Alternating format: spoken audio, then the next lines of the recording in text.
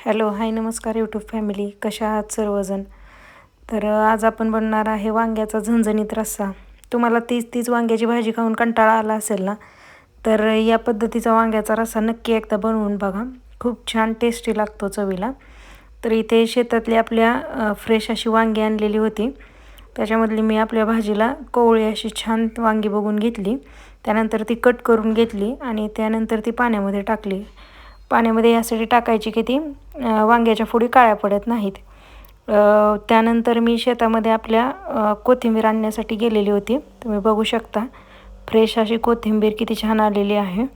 त्यानंतर मी कोथिंबीर आणि लसणाची पात घेतलेली आहे वाटण बनवण्यासाठी आपल्या भाजीला. तुम्ही लसणाच्या पात्याऐवजी लसूण पण वापरू शकता. आता माझ्याकडे लसणाची पात होती त्यामुळे मी लसणाची पात वापरली आहे आणि तुम्ही बघू शकता आमच्या शेतातला व्ह्यू. त्यानंतर मी कोथिंबीर आणि लसणाची पात स्वच्छ धुवून घेतलेली आहे.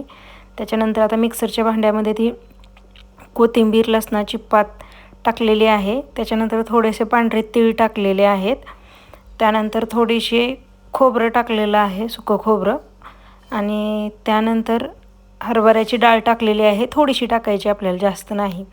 हे सुरुवातीला एकदा मिक्सरमध्ये बारीक करून घ्यायचं आणि त्यानंतर थोडंसं पाणी टाकून बारीक पेस्ट करून घ्यायची. अशा पद्धतीची तुम्ही बघू शकता. आता ही आपली पेस्ट तयार झालेली आहे. त्यानंतर चला आता भाजीला फोडणी देऊ. इथे मी कढई गरम करायला ठेवली. त्याच्यामध्ये तेल टाकून जिरे आणि कढीपत्ता फोडणीला दिलेला आहे.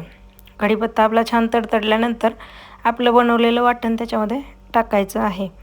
वाटण छान असं आपण परतून घेऊया.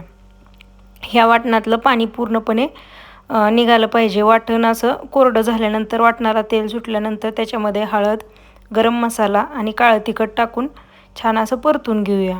तुम्ही बघू शकता आपली ग्रेव्ही अशा पद्धतीची झालेली आहे. त्याच्यामध्ये आपण आपल्या कट केलेल्या वांग्याच्या फोडी टाकू. 1 मिनिट फक्त आपल्याला ते परतून घ्यायचं आहे. जास्त परतल्यानंतर वांग्याच्या फोडी शिजत नाहीत. त्यानंतर इथे मी गरम पाणी टाकलेलं आहे आणि मला जेवढा रस्सा हवा आहे तेवढा मी त्याच्यामध्ये पाणी ॲड केलेलं आहे. त्याच्यानंतर इथे मी चवीनुसार मीठ टाकलेलं आहे. इथे मी मोठं मीठ वापरलेलं आहे.